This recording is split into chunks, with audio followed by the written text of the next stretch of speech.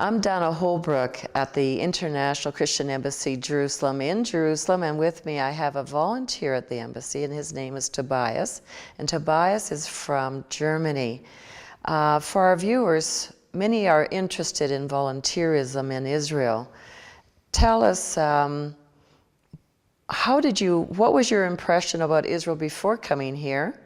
And what is your impression now being here as a volunteer at the embassy now for several months? My impression before coming here was that it was basically formed through a lot of people who were very extreme about Israel, in a way that to me was very weird.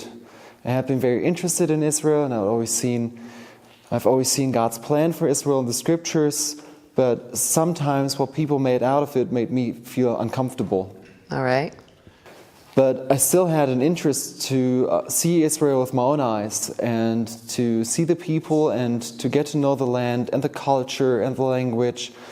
And so to say, to be here to actually feel the heartbeat of the city, of Jerusalem and of the land. God just moved my heart to go to Israel, and I started talking to different friends about volunteer opportunities in Israel and especially in Jerusalem. And 2 or 3 of them actually advised me to get in contact with the ICEJ, which I did.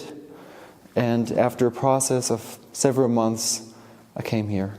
What is your impression now, Tobias, of having been here, meeting the people, and working with the people here at the embassy? How do you feel about your experience? Well, I think that there's always 2 sides. One side is maybe what you see on the homepage or what people tell you what it's like, and the other is what you actually experience. And just after having been here 2 or 3 weeks, I realized that what I see I like way more than what I had read about the ICJ before coming here. And now, by now 4 months, I can wholeheartedly say that I don't only support what the ICJ does, but that I can identify with its mission with all of my heart. And the mandate of bringing comfort to God's people from Jerusalem, from her capital. What's been really special for me being here has been visiting the Haifa home for Holocaust survivors. Yes. And especially being German and right. With my grandfathers having fought in the wars, and some of my family having been deeply involved with the Nazis, just being there and doing some work hands-on and actually listening to the stories of the Holocaust survivors and just spending a day with them has been really moving for me. And to see also the transformation that's taking place in Germany in my own life, that where my grandparents, some of them were very anti-Semitic. Now I'm here and I can help those Holocaust survivors. Or I can go to a blood donation place and I can actually donate blood. Mm-hmm. And what was really special for me donating blood was that they had a sign there that said, "The gift of blood, the gift of life." Right. And just to come here as a German, as a Christian, and to give life to the Jewish people has been very meaningful. So anybody coming here, be it from Germany, Canada, or wherever else in the world, just being with Holocaust survivors, as long as they actually are still around, mm-hmm.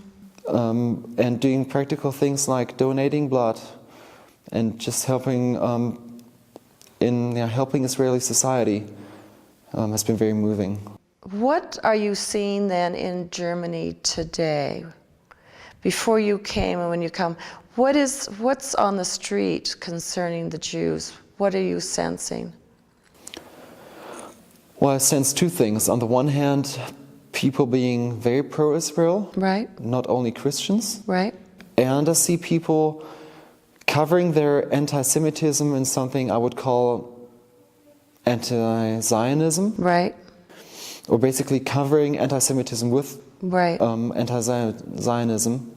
For me personally, one of the reasons coming that's made it special is just that last year, 2015, when I came here, was the 70-year anniversary of The end of the liberation, war. the liberation. Exactly. Right. And the 50-year anniversary of relations between the German and the Israeli state. So I personally believe that it's the responsibility of every single generation to build bridges and to build friendships, and we can't rest on what our fathers or our grandfathers or any generation before us has done, but it's something that has to be continued. And that's where the Holocaust education meeting, you would have had difficulty meeting a Holocaust survivor had you not come here. There are survivors, of course, in Germany, but the opportunity to work very closely with them and to assist them is highly important. So the education is key to understanding and not repeating those things that happened in our past. Well, I think it's education on the one hand, but it's also just meeting people face to face. It is. There's a big difference between theoretical education and practical experience. And just by meeting people face to face and talking to them and sharing a meal, you experience something that you could never experience by just reading a book or hearing somebody talk about a topic. So would you welcome people to come here to Jerusalem and have the experiences that you've had? Definitely, definitely. And if possible, to come here and not just spend a week here and, so to say, run where Jesus walked and see all the places and, so to say, have a list and tick off all the places you want to go, but to actually look for opportunities to meet, for example, Holocaust survivors, but also the people living today and modern-day Israelis, and so to say, to feel the vibe of Jerusalem. Exactly, the hum. Thank you, Tobias, for your time, and enjoy the rest of your volunteerism here in the land. Yeah. You're welcome. Thank you. Please share this video, and on YouTube, click the button below to become a subscriber. In consideration of Canada's 150th birthday, please consider 150 ways to bless Israel through your Christian embassy, the ICEJ Canada. Consider becoming a $150 monthly donor. Plant 150 trees, 150 prayers for Israel.